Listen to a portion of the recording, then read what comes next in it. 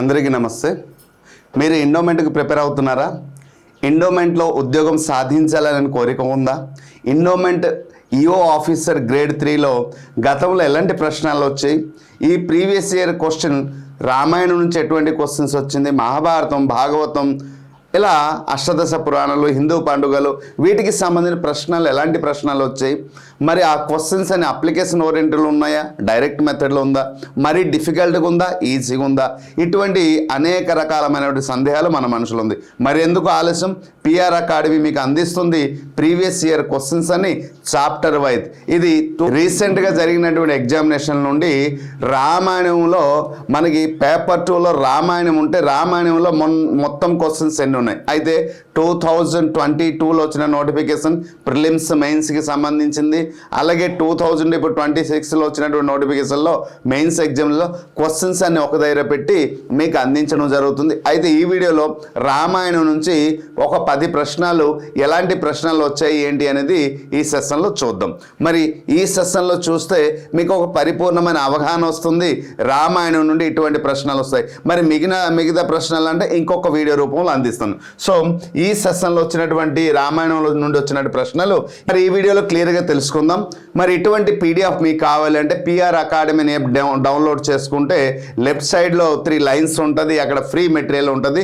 దాని ద్వారా మీరు ఫ్రీగా పొందవచ్చు ఈ మెటీరియల్. సో రైట్, ఇప్పుడు మనం తెలుసుకుందాం రామాయణంలో ఎలాంటి ప్రశ్నలు ఉన్నాయి అని తెలుసుకునే ముందు రామాయణంలో మనం చదవాల్సిందిగా మన బాధ్యత ఏదంటే, రామాయణంలో మొత్తం పైన 7 కాండలు ఉంటాయి. మరియు దాదాపు 25 పాత్రలు ఉంటాయి, 22 పాత్రలు ఉన్నాయి. సో ఈ పాత్రలు అన్నీ చదవాలి. రామాయణంలో ఉన్న ప్రాంతాలు ఒక 13 ఉన్నాయి, అవి చదవాలి. రామాయణంలో ఉన్నప్పుడు రాజవంశాలు ఏవైతే ఉన్నాయో ఈ రాజవంశాలు అంటే మీరు రామాయణంలో చదవాల్సింది పాత్రలు, ప్రాంతాలు, రాజవంశాలు మరియు కాండలు. ఇవి చదవగలిగితే వీటి నుంచే ప్రశ్నలు వస్తాయి. అయితే రామాయణం అంటే ప్రతి ఒక్కరు కాండల వరకు మాత్రమే చదువుతున్నారు. పాత్రలు వచ్చేటప్పుడు 2-3 పాయింట్స్ మాత్రం చదివేసి వెళ్తున్నారు ఒక్కొక్క పాత్రకి. ఇలా చదవడం వల్ల మనం నష్టపోయే అవకాశాలు ఉన్నాయి. దానికి నిదర్శనం ఈ ప్రీవియస్ ఇయర్ క్వశ్చన్. క్లియర్గా బిగినింగ్ నుంచి ఎండింగ్ వరకు చూడండి, ఎక్కడ కూడా స్కిప్ చేయకుండా. వీడియో కానీ నచ్చితే ఖచ్చితంగా మీ ఫ్రెండ్ సర్కిల్ ఎవరైతే ఉన్నారో వారికి కొంచెం షేర్ చేయండి. వీడియో కానీ వర్త్ఫుల్ అనిపిస్తే మీరు మీ యొక్క మాట రూపంలో, కామెంట్ రూపంలో తెలియపరచండి. మరి ఇంకొంచెం అభిమానం పెంచుకుంటే హైప్ బటన్ ద్వారా హైప్ కూడా చేయండి. సో దిస్ ఈజ్ అవర్ ఏపీకి సంబంధించినటువంటి కంప్లీట్ కోర్సు. పేపర్ 1, పేపర్ 2కు సంబంధించిన 1500 ఇస్తున్నాం. పేపర్ 2 అయితే 999, English medium material and test series అయితే 999, Telugu medium material test series అయితే 999. దీనికి సంబంధించిన complete videos and test series, దీని గురించి తర్వాత మనం మాట్లాడదాం. ప్రశ్నలు ఎలా వచ్చిందో ఒకసారి చూద్దాం. చూడండి, ఈ క్వశ్చన్స్ కూడా ఎంత అద్భుతంగా చేయడం జరిగింది. మరి ఎగ్జామ్ ఎప్పుడు జరిగిందమ్మా? 11th ఫెబ్లో జరిగినటువంటి ప్రతి ఒక్క క్వశ్చన్లో డేట్, టైం షిఫ్ట్ అయితే ఉంటుంది. అది కూడా మీరు గమనించాలి. ఓకేనా? So what is the name of the Lakshman's wife? లక్ష్మణుడు భార్య పేరేమిటి అని అడిగారు. సో ఆన్సర్ అయితే అందరికీ తెలుసు. సో మండోదరి అంటే ఎవరమ్మా? సో మండోదరి రావణాసురుడు ఒక భార్య. మండోదరి ఎవరు? రావణాసురుడు, దశకంఠుడు అంటాం. ఓకే, సో అతని భార్య. గొప్ప లావణ్యవతి, సౌందర్యవతి, గుణవంతి కూడా, గుణవంతురాలు, ధర్మవంతురాలు కూడా. నెక్స్ట్ ఉత్తర ఎవరు భార్య అంటే, ఎక్కడ ఉత్తర రామాయణంకి సంబంధించింది కాదు. ఉత్తర అనేది ఇక్కడ మహాభారతానికి సంబంధించింది. అభిమన్యుడి భార్య. ఓకే, మహాభారత విరాట రాజు కొలువులు ఉన్నటువంటి గారెల పట్టే విరాట రాజు యొక్క కూతురు ఉత్తర. ఓకేనండి, ఎక్కడ రామాయణానికి సంబంధించింది కాదు, ఊర్మిళ. సో రైట్ ఆన్సర్ ఏంటవుతుందమ్మా? Urmila is the right answer. మరి ఊర్మిళ ఎవరు? జనకుడు ఒక కుమార్తె ఊర్మిళ. సో జనకుడు కుమార్తె ఊర్మిళ లక్ష్మణుడు యొక్క భార్య. ఓకేనా? So next Priyavadha. ఈ ప్రియవధ ఎవరిదంటే, రామాయణంలో మనం ఎన్నో ఉన్నటువంటి రాజవంశాలు ఏవైతే ఉన్నాయో దాంట్లో ఉన్నటువంటి పాత్రలకు సంబంధించినటువంటిది అయితే కాదు ప్రియవధ. ఓకే, అంత ప్రాముఖ్యతగాంచినటువంటి పాత్ర అయితే కాదు. So next, who was Mandodari and what was her lineage? Mandodari ఎవరు? ఆమె వంశం ఏమిటి? ఇదండి. చాలా సందర్భంలో మనం కోచింగ్ తీసుకునేవాడు చదివినవాడు తెలియనివాడు జ్ఞానం ఉన్నవాడు లేనివాడు ఇటువంటి ప్రశ్నలకు ఆన్సర్ చేయగలుగుతారండి. మండోదరి ఎవరు అంటే అందరికీ తెలుసు, కానీ ఇక్కడ క్వశ్చన్ ఏంటన్నాడంటే మండోదరి ఎవరు, ఆమె వంశం ఏమిటి అని అడగడం జరిగింది. సో ఇలా రెండింటిని లింకప్ చేసి అడిగేటప్పుడు మనకి తన గురించి అవగాహన ఉండాలి, తన వంశం గురించి అవగాహన ఉండాలి. అందుకోసమే రాజవంశాలు ఖచ్చితంగా చదవలసిందే. సో ఈ రామాయణం మహాభారతం భాగవతంలో రాజవంశాలు మనం చదవకుండా కానీ మన పరీక్షకి వెళ్తే చాలా నష్టపోయే అవకాశం ఉంది. దీనికి మనకి అస్త్రం ఏంటంటే, దీనికి నిదర్శనం ఏంటంటే మన ప్రీవియస్ ఇయర్ క్వశ్చన్సే. సో మండోదరి ఎవరు అంటే గొప్ప లావణ్యవతి, గొప్ప సౌందర్యవతి మరియు గొప్ప అందవతి. కాబట్టి రావణాసురుడు మరి అంత సౌందర్యం కలిగినటువంటి భార్యను కూడా పక్కన పెట్టి చిన్న అహంకారం అనే దుర్బుద్ధితో ఆయన చేసిన పొరపాటు వల్ల చాలా నష్టపోవాల్సి వచ్చింది. ఓకే, దీనికి సంబంధించిన 4 ఆప్షన్లు, దీనికి ఆన్సర్ అయితే మీకు తెలుసు, కానీ 4 ఆప్షన్స్ ఎలాంటి ఆప్షన్స్ ఇచ్చాడో చూద్దాం ఒకసారి. రావణుడి చెల్లెలు, ఓకే, ఏమంటాడు, రావణాసురుడు ఒక చెల్లెలు, విశ్రవాసుని కుమార్తె అన్నారు. రావణాసురుడి చెల్లెలు ఎవరు? సో ఈ విశ్రవాసుని పుట్టినటువంటి కొడుకే రావణాసురుడు కదా, మరి తనకి చెల్లెలు ఎవరు ఉండరు? శూర్పణఖ. కాబట్టి ఆప్షన్ రాంగ్. మరి రావణుడు భార్య, ఎస్, ఇది అందరికీ తెలుసు. సో ఇక్కడ ఫస్ట్ ఆప్షన్ మనకి తెలిసింది. మండోదరి ఎవరు అంటే రావణాసురుడు భార్య, కానీ ఆమె వంశం ఏమిటి అని అన్నాడు. రాక్షసుడు అయినటువంటి మాయాసురుని కుమార్తె, ఎస్, ఏ వంశానికి చెందింది? అది రాక్షసుడు అయినటువంటి మాయాసురుడు ఒక కుమార్తె. సో కాబట్టి మాయాసుర వంశం, సో మాయాసురుడికి చెందినటువంటి వంశంకి చెందినటువంటి ఆమె అనేసి. నెక్స్ట్, విభీషణుడు భార్య సముద్రదేవిని కుమార్తె కాదు, విభీషణుడు భార్య కాదు, సముద్రదేవిని కుమార్తె కాదు. ఓకే, ఇక్కడ విభీషణుడు భార్య శర్మ మరియు సముద్రదేవిని కుమార్తె కాదు కదా, ఓకేనా? So right. శూర్పణఖ కుమార్తె లంకకు రాణి. సో ఇక్కడ శూర్పణఖకు కుమార్తెకు సంబంధించిన మండోదరి కాదు. సో శూర్పణఖ లంకకు, ఆమె రావణుడు చెల్లెలు ఎవరు? శూర్పణఖ. సో కానీ లంకకి రాణి కాదు, ఓకేనా? సో రాణి ఎవరు అంటే మండోదరి. లంకకి రాజు ఎవరు? రావణాసురుడు. కాబట్టి ఈవిడ రాణి అవ్వాలి, కానీ తన చెల్లెలు కాబట్టి లంకకు రాణి అయితే కాదు. సో రైట్ ఆన్సర్ ఏమవుతుంది? రావణుడు భార్య రాక్షసుడు అయినటువంటి మాయాసురునటువంటి కుమార్తె ఎవరంటే మండోదరి. సో నెక్స్ట్ క్వశ్చన్ చూద్దాం. ఇక్కడ రామాయణంలో వనవాస కాలంలో సీతాపహరణ జరిగినటువంటి ప్రదేశం ఏంటి? చూడండి, ప్రాంతాలు ప్రదేశాల గురించి కూడా మనకి క్వశ్చన్స్ వస్తున్నాయి అని అనడానికి నిదర్శనం ఇది. సో ప్రతి ఒక్క క్వశ్చన్లో డేట్, టైం, షిఫ్ట్, ఏ డేట్ అంటే 2026లో జరిగినటువంటి ఎగ్జామినేషన్లో వచ్చిన ప్రశ్నలు అన్నీ కూడా తీసుకున్నాను. సో ఆ ప్రశ్నలన్నీ మీరు చూస్తే మీకు క్లియర్గా అర్థమవుతుందనే ఉద్దేశంతో మీకు ఇవ్వడం జరిగింది. సో ఇక్కడ ఏం క్వశ్చన్ని మనం ఒకసారి గమనిస్తే ఈ క్వశ్చన్లో ఒక స్పష్టత ఉంది. ఏంటి సరే స్పష్టత అంటే దేనికి సంబంధించిందంటే సీతాపహరణ జరిగినటువంటి ప్రదేశం అడిగాడు. అంటే ఖచ్చితంగా ప్రాంతాలు ప్రదేశాలు మనం చదవాల్సిందే. దీన్ని బట్టి మనకు అర్థమైంది. అయితే ఇక్కడ 4 ఆప్షన్స్ ఇచ్చాడు. పంచవటి, చిత్రకూటం, దండకారణ్యం, కిష్కింధ, అలా 4 ఇచ్చాడు. మరి ఆన్సర్ అయితే అందరికీ తెలుసు. సో రైట్ ఆన్సర్ ఏమవుతుందంటే పంచవటి అనేది రైట్ ఆన్సర్. ఓకే, కానీ మిగతా ఆప్షన్స్ కూడా ఎందుకు కన్ఫ్యూజ్ మమ్మల్ని చేస్తుంది? పంచవటి అనేది గోదావరి నది తీరంలో ఉన్నటువంటి ఈ ప్రాంతంలో సీతా అపహరణ జరిగినటువంటి ప్రదేశం పంచవటి. మరి చిత్రకూటం అంటే శ్రీరాముడు వనవాసం సమయంలో మొదట నివసించినటువంటి ప్రదేశం ఏదైతే ఉందంటే అది చిత్రకూటం అని అంటాం. మరి దండకారణ్యంలో శ్రీరామచంద్రుడు అడవిలో గడిపినటువంటి విస్తారమైనటువంటి అడవి ప్రాంతం దండకారణ్యం. మరి కిష్కింధ వానర రాజ్యానికి రాజధాని కిష్కింధ. మరి ఈ వానర రాజ్యం ఎవరిది? మన వాలి సుగ్రీవుడిది. కాబట్టి సో ఇది కూడా కాదు. సో రైట్ ఆన్సర్ అనేది మనకి తెలుసు, పంచవటి అనే ప్రాంతం కరెక్ట్ ఆన్సర్. గోదావరి నది తీరంలో ఉన్నటువంటి ప్రాంతంలో ఈ పంచవటి దగ్గరే సీత అపహరణ అనేది జరిగింది అని మనకి తెలుసు. నెక్స్ట్ క్వశ్చన్ చూడండి. తాటక అనే రాక్షసిని ఎవరు చంపారు? ఎందుకు చంపారు? తాటక, ఎస్, ఇక్కడ ఆ రాక్షసుని ఎవరు చంపారు, ఇక్కడ ఒక క్వశ్చన్, ఎందుకు, ఇక్కడ క్వశ్చన్స్ వేసాడు, ప్లస్ రెండోది రీజన్ కూడా అడుగుతున్నాడు. మన క్వశ్చన్ని డైరెక్ట్ రూపం చూడండి, అంటే కాన్సెప్ట్ పైన మనకి అవగాహన ఉన్నప్పుడే ఆ రీజన్ అనే స్టేట్మెంట్ని, ఇప్పుడు ఎటువంటి ప్రశ్నలకు అందరూ సమాధానం చెప్పగలుగుతాం, కానీ ఆ రీజన్ అంటే కంటెంట్ పైన అవగాహన ఉండేటప్పుడు మనం దానిపైన పరిపూర్ణమైన అవగాహన ఆన్సర్ని చూజ్ చేయగలుగుతాం. సో ఇక్కడ రాముడు ఆమె విశ్వామిత్రుడు ఆశ్రమంపై దాడి చేసినందుకు, సో తాటకిని వధించింది ఎవరు, రాముడే, రైటే. ఆమె విశ్వామిత్రుని ఆశ్రమంపై దాడి చేసినందుగా, ఎక్కడ మనం అయితే ఆమె విశ్వామిత్రుడు ఆశ్రమంపై దాడి చేసినప్పటికీ కేవలం దాడి కారణంగా కాకుండా విశ్వామిత్రుడు ఆజ్ఞ మేరకు చంపడం జరుగుతుంది. So this is the not a right answer. ఓకేనా, చూద్దాం. లక్ష్మణుడు ఆమె రాముణ్ణి అవమానించినందుకు, ఎవరు సంహరించాడు అంటే తాటకని లక్ష్మణుడు అవమానించినందువల్ల ఆమెను లక్ష్మణుడు చంపడం జరిగిందా, కాదు కదా.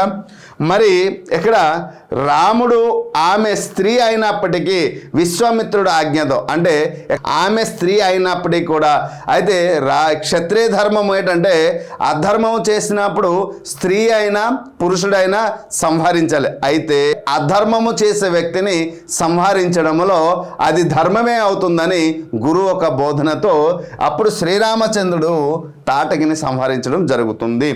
భరతుడు రాముణ్ణి వెతుకుతుండగా కాదండి. సో రైట్ ఆన్సర్ ఏంటవుతుందంటే ఇక్కడ ఆమె స్త్రీ అయినప్పటికీ విశ్వామిత్రుడు ఆజ్ఞతో సంహరించడం జరుగుతుంది. ఓకేనా. సో నెక్స్ట్ క్వశ్చన్ చూద్దాం. శబరి ఎవరు, ఇది డైరెక్ట్ బిట్. ఇటువంటి బిట్స్ అనేది ప్రతి ఒక్క పర్సన్, అంటే ప్రతి ఒక్క క్వశ్చన్ చాలా డెప్త్గా ఉంటుంది. మరి అన్ని క్వశ్చన్స్ కూడా మనం డీటెయిల్ నాలెడ్జ్గా అవసరం లేదు. కొన్ని క్వశ్చన్స్ డైరెక్ట్ బిట్లు ఉన్నాయి. ఇటువంటి క్వశ్చన్స్ మనం ఈజీగా ఆన్సర్ చేయగలుగుతాం. ఇక్కడ క్వశ్చన్ ఏం అడిగారంటే శబరి ఎవరు, అందరికీ తెలుసు. ఇక్కడ రైట్ ఆన్సర్ ఏమవుతుంది, రాముడికి విల్లు ఇచ్చినటువంటి ఋషి కాదండి. So wrong answer. అంటే అడవిలో నివసించే రాముని భక్తురాలు, yes. So this is the right. ఆమె రాముని ఒక గొప్ప భక్తురాలు, అడవిలో నివసించినటువంటి గొప్ప భక్తురాలు. పంప సరోవరం దగ్గర నివసిస్తూ రాముని కోసం ఎంతో కాలం నుంచి రాముడి యొక్క రాక కోసం ఎదురు చూసినటువంటి, రాముడి యొక్క ఆతిథ్యం కోసం ఎదురు చూసినటువంటి, ఏ క్షణమైతే రాముడు ఆ ప్రాంతానికి చేరి రాముడు ఆతిథ్యం ఇవ్వడం జరుగుతుందో తన భక్తికి గల నిబద్ధతను ఇక్కడ తెలియజేస్తుంది. అందుకోసమే రామాయణంలో దేవుడు మరియు భక్తుడు అనే భావాన్ని కూడా గొప్పగా తెలియజేస్తుంది. ఎక్కడ అంటే రామాయణంలో. అంటే ఒక భక్తుడు తను నమ్ముకుంటే ఖచ్చితంగా దైవం అక్కడికి చేరుతుంది అనడానికి అది నిదర్శనం. దానికి ఇక్కడ శబరి యొక్క ఎగ్జాంపుల్ రూపంలో మనం చెప్పవచ్చు. నెక్స్ట్, తర్వాత రాముని భక్తురాలైంది కాదండి. తర్వాత ముందు నుంచే ఆమె రాముడి యొక్క గొప్ప భక్తురాలు. నెక్స్ట్, రామునికి తన రాజ్యానికి దానం చేసిన రాణి కాదు. శ్రీరామచంద్రుడికి ఆల్రెడీ తన రాజ్యం ఉంది కదా. సో రాజ్యం ఉంది, ఆ రాజ్యాన్ని పరిత్యజించే కదా అడవికి రావడం జరిగింది తండ్రి ఇచ్చినటువంటి మాట కోసం. సో కాబట్టి రైట్ ఆన్సర్ ఏమవుతుంది, ఇక్కడ ఎగ్జాక్ట్ ఆన్సర్ ఏమవుతుందమ్మా. సో సెకండ్ వన్, అడవిలో నివసించే రాముని భక్తురాలు. So right. నెక్స్ట్, సంజీవిని మూలిక కోసం హనుమంతుడు వెళ్ళినటువంటి పర్వతం పేరేమిటి అని అడిగారు. సో సంజీవిని దేనికోసం అమ్మా, సంజీవిని మూలిక కోసం ఎవరు వెళ్ళారు, హనుమంతుడు వెళ్ళడం జరుగుతుంది. మరి మహేంద్రగిరి, కైలాసం, గంధమాదనము, మరి ద్రోణాగిరి. ఇక్కడ ఇచ్చినటువంటి 4 ఆప్షన్స్లో మన ప్రతి ఒక్క ఆప్షన్ పైన కొంచెం అవగాహన ఉంటే ఎగ్జామ్ హాల్లో ఎలాంటి ఆప్షన్స్ అంటే ఈ ప్రాంతాల గురించి మనకి స్పష్టమైన అవగాహన ఉండాలి, అప్పుడే మనం ఆన్సర్ చేయగలుగుతాం. సో రైట్, మహేంద్రగిరి అని అంటే హనుమంతుడు లంకకి దాటేటప్పుడు సముద్రం ఒడ్డున ఎక్కినటువంటి పర్వతం ఏదంటే మహేంద్రగిరి. ఈ సముద్రానికి దాటడానికి ఈ మహేంద్రగిరి కొండ అనేది తనకి సహాయపడుతుంది. నెక్స్ట్, కైలాసం అందరికీ తెలిసినటువంటి ప్రాంతమే, శివుని యొక్క నివాసమైనటువంటి స్థానం ఏంటంటే కైలాసం. మరి గంధమాదనము. సో గంధమాదనము అనేది ఎక్కడ ఉంది, రామాయణంలో సుగ్రీవుడు మరియు హనుమంతుడు సంచరించినటువంటి మరొక గొప్ప పర్వతం. సో ఎందుకు సుగ్రీవుడు ఈ ప్రాంతంలో ఉంటాడంటే వాళ్ళకి అక్కడ అడుగు పెడితే తల 1000 మొక్కలవును గాక అనేది ఎక్కడ శాపం ఉంటుంది. కాబట్టి వాళ్ళు అక్కడికి రాలేడు. కాబట్టి వాళ్ళు ఎప్పుడు అవకాశం దొరికితే తన తమ్ముడిని సంహరిస్తానని అనుకుంటున్నాడు. కాబట్టి హనుమంతుడు తీసుకెళ్ళి ఈ గంధమాదనమ పర్వతంలో తనకి సేఫ్గా ఉంచడం జరుగుతుంది. అక్కడికి వచ్చిన తర్వాతే రాముడు మరియు ఈ సుగ్రీవుడితో పాటు స్నేహబంధం ఏర్పడుతుంది. Next Dronagiri. So this is the right answer. Dronagiri పర్వతం లక్ష్మణుడి యొక్క ప్రాణాలని కాపాడడానికి సంజీవిని ఉన్నటువంటి పర్వతాన్ని హనుమంతుడు గుర్తించి తీసుకొచ్చినట్టు పర్వతం. ఈ ఔషధాలు ఏవైతే తీసుకురావడానికి వెళ్తే అక్కడ దాన్ని ఉన్నటువంటి పర్వతంతో తీసుకురావడం జరుగుతుంది. అందుకోసమే అది ఏది అంటే ద్రోణాగిరి. వెళ్ళిన పర్వతం పేరు ఏమి అడిగాడు కాబట్టి ద్రోణాగిరి అని రాస్తే సరిపోతుంది. ఆప్షన్ని మనం చూస్ చేస్తే సరిపోతుంది. సో ఇప్పటి వరకు మనకు జరిగినటువంటి క్వశ్చన్స్ చూడండి. పాత్రల గురించి అడగడం జరిగింది, ప్రాంతాల గురించి అడగడం జరిగింది, ప్రదేశాల గురించి ప్రాంతాల ప్రదేశాలు, రాజవంశాల గురించి అడగడం జరిగింది, అలాగే కాండాల గురించి కూడా. మరి కాండాల గురించి కూడా ఎలా వస్తారంటే ఇప్పటి వరకు మనం చూస్తే ముఖ్యంగా ప్రాంతాలు, ప్రదేశాలు, రాజవంశాలు, పాత్రల గురించి అడిగారు. మరి కాండాల గురించి ఎటువంటి ప్రశ్నలు వస్తాయి అంటే ఇప్పుడు చూద్దాం. అంటే ఇది కాండాల నుంచే ఒక భాగం అయినప్పటికీ కూడా డైరెక్ట్ బిట్స్ ఎలాంటి బిట్స్ కూడా వస్తాయి చూద్దాం. రాముడు ఏ వంశానికి చెందినవాడు? రాజవంశానికి వచ్చింది ఇది కూడా, అందుకో వంశాలు చదవాలని చెప్పాను. సో యాదవ వంశం, మౌర్య వంశం, సూర్యవంశం, చంద్రవంశం, ఇలా 4 ఆప్షన్స్ ఇచ్చేటప్పుడు కొన్నిసార్లు మనం కన్ఫ్యూజ్ అవ్వాల్సి వస్తుంది. ఎందుకు సార్ కన్ఫ్యూజ్ అవుతామంటే మనకి తెలుసు ఎగ్జామ్లో మ్యాక్సిమం ఎటువంటి ప్రశ్నలకి మనం తప్పు రాస్తామంటే ఏ క్వశ్చన్కి అయితే బాగా వచ్చు అంటాము ఆ క్వశ్చన్స్కి సార్ ఇది చాలా ఈజీ అంటాం. అంటే తొందరపాటులో తప్పు రాస్తాం. అయితే రాముడు ఏ వంశానికి చెందినవాడంటే అందరికీ తెలుసు సూర్యవంశము సార్ అని అంటాం. మరి సూర్యవంశానికి ఇక్ష్వాకు మహారాజు అయినటువంటి ద్వారా ప్రసిద్ధి చెందినటువంటి సూర్యవంశంలో శ్రీరామచంద్రుడు జన్మించడం జరుగుతుంది తండ్రి చేసినటువంటి పుత్రకామిష్టి యాగం ద్వారా. ఓకే, అయితే యాదవ వంశం ఎవరు సార్? శ్రీకృష్ణుడికి చెందినటువంటి వంశం యాదవ వంశం.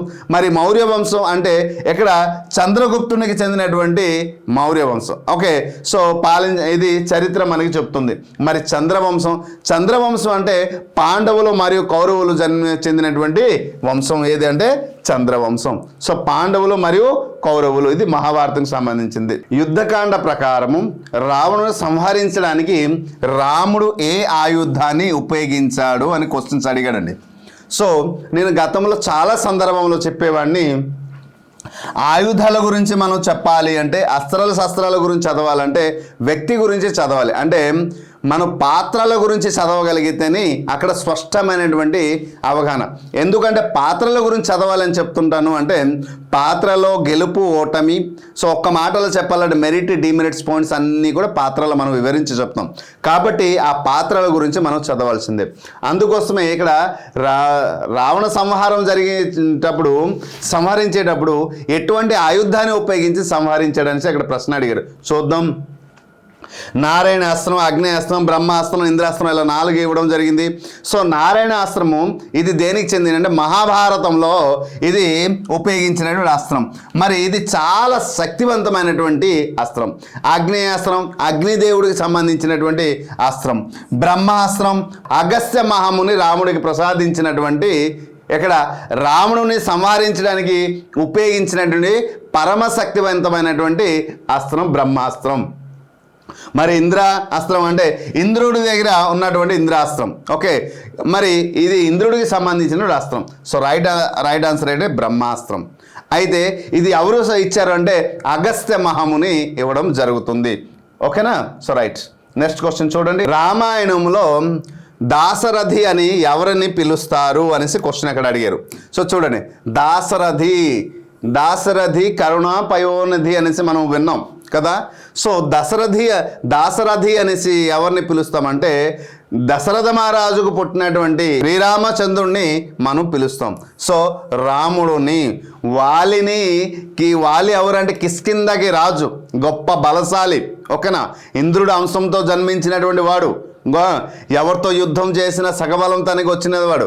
మరి హనుమంతుడు, ఎస్, శ్రీరామచంద్రుడికి గొప్ప భక్తుడు, అంజని పుత్రుడు, ఓకేనా, కేసరి నందనుడు, మరియు వాయుదేవుడు అంశంతో జన్మించిన వాడు అనేసి అంటాం కదా. దశరథుడు ఎవరు అంటే శ్రీరామచంద్రుడికి తండ్రి, మరియు ఇక్కడ అయోధ్యకి మహారాజు. కాబట్టి దశరథుడు పుట్టినవాడు కాబట్టి దాశరథి అని పిలిస్తే గొప్ప ఇష్టమంట. దశరథుడిని కుమారుడు కనుక శ్రీరామచంద్రుడికి దాశరథి అని పిలుస్తుంటారు. అయితే దాశరథి కరుణా పయోనిధి అంటారు. మరి దాశరథి అని పిలిచిన గొప్ప ఇష్టమంట. ఎందుకంటే నన్ను నన్ను తలుచుకోవడంతో పాటు నా తండ్రిని కూడా తలుచుకుంటున్నారు. అటువంటి గొప్ప తండ్రికి నేను పుట్టాను కాబట్టి నేను నా తండ్రి గొప్పవాడు అని చెప్పుకునే అంత గొప్పవాడు గురించి తలుచుకోవడం అనేది నాకు గొప్ప ఇష్టం అనేసి అనేవారంట. రామాయణంలోని 2వ కాండ ఏది? ఇది వరుస క్రమం గురించి అడగడం జరిగింది. ఇంకా కొన్ని క్వశ్చన్స్ ఉన్నాయి. ఈ 2026కి సంబంధించిన ఇంకా కొన్ని క్వశ్చన్స్ ఉన్నాయి ఫర్దర్ వీడియోలో. అప్పుడు 2022లో వచ్చిన ప్రిలిమ్స్లో తక్కువ క్వశ్చన్ ఉంటుంది, అది ఇది కలిపి ఇవ్వడం జరిగింది. ఎందుకంటే అందుకోసం డేట్ టైం ఇస్తే మీకు స్పష్టత ఉంటుంది అనేసి ఇలా ఇవ్వడం జరిగింది. సో ఇక్కడ అరణ్యకాండ, బాలకాండ, అయోధ్యకాండ అండ్ సుందరకాండ. సో ఈ వరుస క్రమం గురించి అడిగేటప్పుడు మనకి ఇక్కడ స్పష్టమైన అవగాహన ప్రతి ఒక్కరికి ఉంటుంది. ఎందుకంటే ఇక్కడ 2వ కాండ అని అడిగారు. మరి మొదటి కాండ ఏంటంటే అరణ్యకాండ అనేది మనకి 3వ కాండ ఇది కదమ్మా. మరి బాలకాండ రామాయణంలో మొట్టమొదటి కాండ ఇదే, మొదటి కాండ అంటాం. మరి అయోధ్యకాండని మనం ఏం చెప్తామంటే రామాయణంలోని బాలకాండ అయిన తర్వాతని అయోధ్యకాండ ఉంటుంది. మరి సుందరకాండ అంటే 5వ కాండ ఇది కదా. సో బాలకాండ తర్వాత అయోధ్యకాండ, అయోధ్యకాండ అరణ్యకాండ, సుందరకాండ. సో ఇలా వరుస క్రమంలో మనం రాస్తాం. అయితే ఇక్కడ మనకి ఏడు అడిగారు అంటే వాస్తవానికి 2వ కాండ ఏది అని అన్నారు. మరి 2వ కాండ ఏంటంటే ఇక్కడ రైట్ ఆన్సర్ ఏమవుతుందంటే ఇక్కడ exact answer Ayodhya Kanda. So this is the exact answer. Hope you understand. So ఇప్పుడు ఇక్కడ వరుసక్రమం ఇది డైరెక్ట్ బిట్లు అండి. అంటే ఈ క్వశ్చన్స్ అన్ని చూసిన వెంటనే మీకు ఒక స్పష్టమైన అవగాహన వచ్చింది ఏంటంటే ఓకే, డైరెక్ట్ బిట్ ఇస్తున్నాడు, అప్లికేషన్ రూపంలో అడుగుతున్నాడు, రీజన్ రూపంలో అడుగుతున్నాడు, ఓకేనా. ఇంకొక మాట చెప్పాలంటే ప్రాంతాలు, ప్రదేశాలు, రాజవంశాలు, పాత్రలు, ఓకేనా. తర్వాత ముఖ్యమైన సారాంశం గురించి ఇలా అన్నిటి గురించి కవర్ చేయడం జరుగుతుందంటే మీకు ఇక్కడ స్పష్టమైనటువంటి అవగాహన వస్తుంది ఎలా చదవాలి కదా. ఈ ప్రీవియస్ ఇయర్ క్వశ్చన్స్ కూడా మనం ఎలా చదివితే ఇంత స్పష్టమైన ఎక్స్ప్లెనేషన్ ఎందుకు సార్, నెక్స్ట్ మనం ఎలా చదవాలని ఒక అవగాహన మీలో పెరుగుతుందని ఇంత స్పష్టమైనటువంటి ఎక్స్ప్లెనేషన్ ఇస్తున్నాం. లేదు అంటే క్వశ్చన్ ఆన్సర్ చెప్పేస్తే అది నేనే చేయాలి, మీరు కూడా చదవలేరండి. పీడిఎఫ్ చూస్తే మరి ప్రీవియస్ ఇయర్ క్వశ్చన్ చూస్తే మీకు అర్థమైపోతుంది కదా. కానీ దానికి ఎక్స్ప్లెనేషన్ అందిస్తే ఎలా చదవాలి, ఎలాంటి స్టెప్ తీసుకోవాలని సంపూర్ణమైన అవగాహన అవుతుంది. So this is my humble request one and all the aspirant. ఇటువంటి ఇప్పుడు చూసారా ఈ 10 క్వశ్చన్లు కూడా మన పిఆర్ అకాడమీలో ఈ 50,000 బిట్స్ ఏదైతే ఇచ్చామో పేపర్ 1 గురించి ఇప్పుడు మొత్తం పైన 1,00,000 బిట్స్ ఇస్తున్నాం. ఈ 1,00,000 బిట్స్లో ఈ 50,000 బిట్స్లో ఉన్న 10 క్వశ్చన్స్ ఇవన్నీ కూడా ఒక్క బిట్ అంటే మిస్ అవ్వలేదు. ఎందుకంటే అంత నమ్మకంతో చెప్తున్నాం.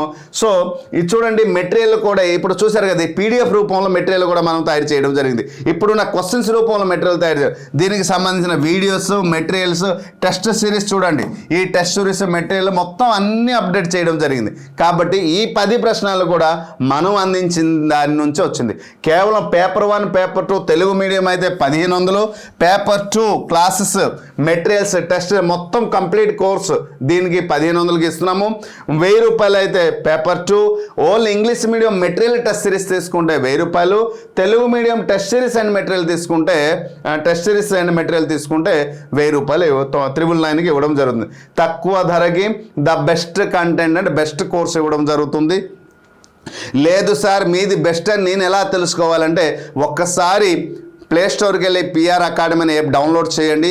ఎలాగో ఈ పీడిఎఫ్ ఫ్రీగా ఇస్తున్నాను కాబట్టి ఈ పీడిఎఫ్ని చూసిన తర్వాత డెమో క్లాసులు చూడండి. లేదా ఈ నంబర్కి నాకు మెసేజ్ చేసినా మీకు సిలబస్ అండ్ మెటీరియల్ పంపిస్తాను, ఒకసారి చూడండి. So this is the session. ఈ సెషన్ కానీ యూజ్ఫుల్ అనిపించింది, వర్తిఫుల్ అనిపించిందంటే మీ యొక్క మాట కామెంట్ రూపంలో తెలియపరచండి. Thank you everyone. ఇటువంటి వీడియో కోసం ప్రతిరోజు ప్రీవియస్ ఇయర్ క్వశ్చన్స్ కూడా ఒక 10 క్వశ్చన్స్ చేసి మీకు అందిస్తాను. సో లాస్ట్లో మొత్తం పైన 150 క్వశ్చన్స్ 150 క్వశ్చన్ ఒకే సెషన్లో చెప్పేస్తే క్వశ్చన్ ఆన్సర్ చెప్పాలి తప్ప ఎక్స్ప్లెనేషన్ అందించలేం. సో కాబట్టి డీటెయిల్ ఎక్స్ప్లెనేషన్ అందిస్తే ఎలా చదవాలని మీకు తెలుస్తుంది. So this is the detail analysis. Video కానీ యూస్ఫుల్ అండ్ వర్తిఫుల్ అనిపిస్తే మరికొంతమంది షేర్ చేయండి. లైక్ అండ్ కామెంట్ చేయడం మాత్రం మర్చిపోదు. Hope you understand clearly. Thank you. అందరికీ నమస్తే.